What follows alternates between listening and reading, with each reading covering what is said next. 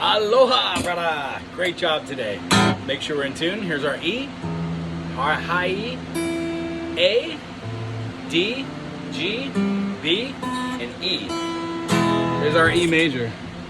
I'm gonna pull this stand back just a little bit so it's not as loud. Brother, I gotta say that I'm super impressed with what you've been doing. Remember that elbow when we get up to those bar chords. If you just sit back and think that elbow can go out, today's lesson's gonna go a lot smoother, tell you what.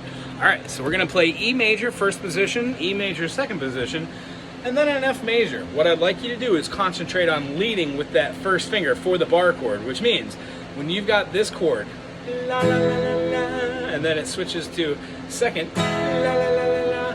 What we've done and just exhibited every time we do this together is we go slide up, put your finger down. And here's the idea.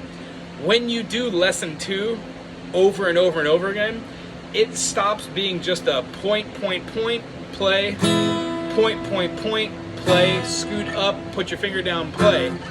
All those kind of like, this happens after this happens after that happens after those two. That process happens like that. So if I were to go,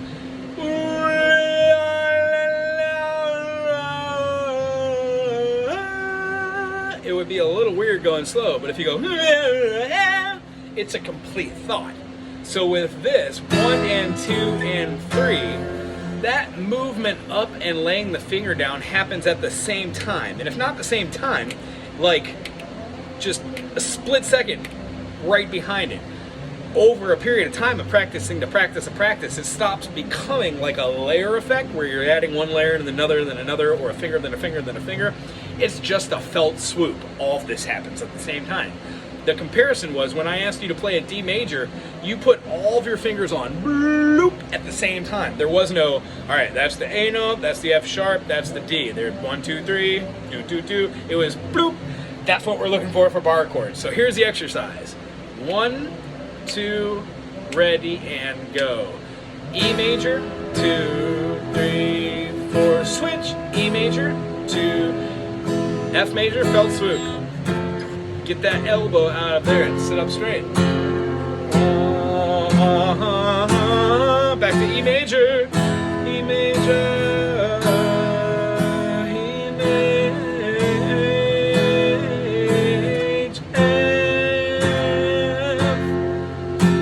So what I'd like you to do is go through these maybe 5, 6, 20, 30 times. E major,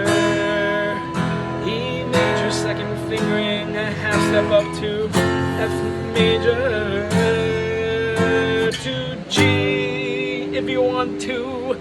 The idea is we're not going to be putting our fingers on then layering. The example of this is really going to take fashion when we go from this next one. A minor and E major have the same shape and pattern, except for one is right here, and then one goes up. Doesn't lead off the A string, it leads off the D string. So when we've got an A minor first fingering to an A minor second fingering, when we scoot that up for a B flat minor, we're laying our whole finger to bar. What you gotta get away from is letting your elbow come into here and putting your fingers sideways. It has to be more straight on. Now you made a wonderful, astute observation today.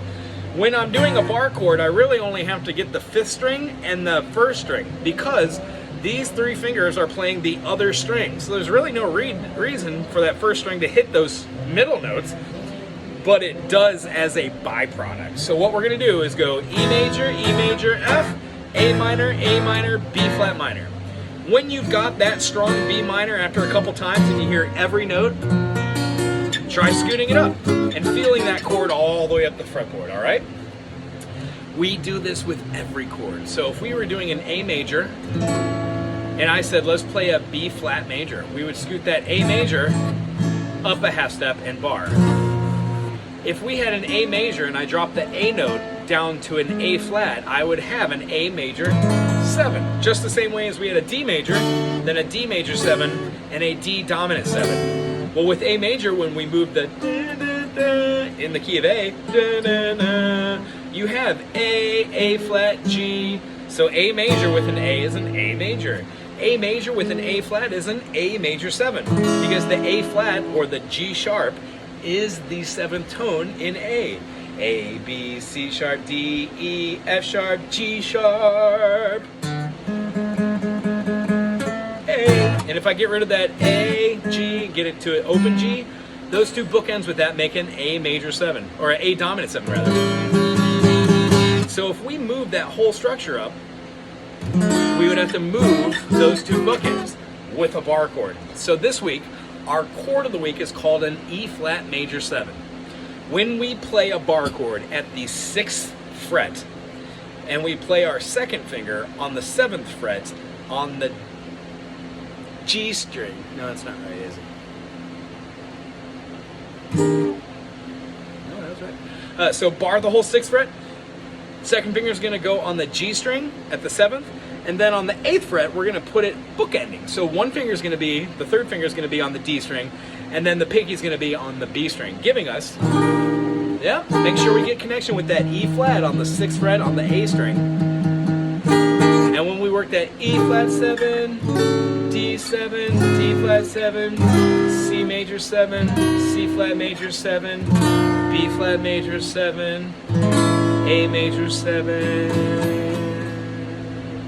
You did a great job this week. Looking forward to next week. We're going to play a jazzy tune which sounds like this.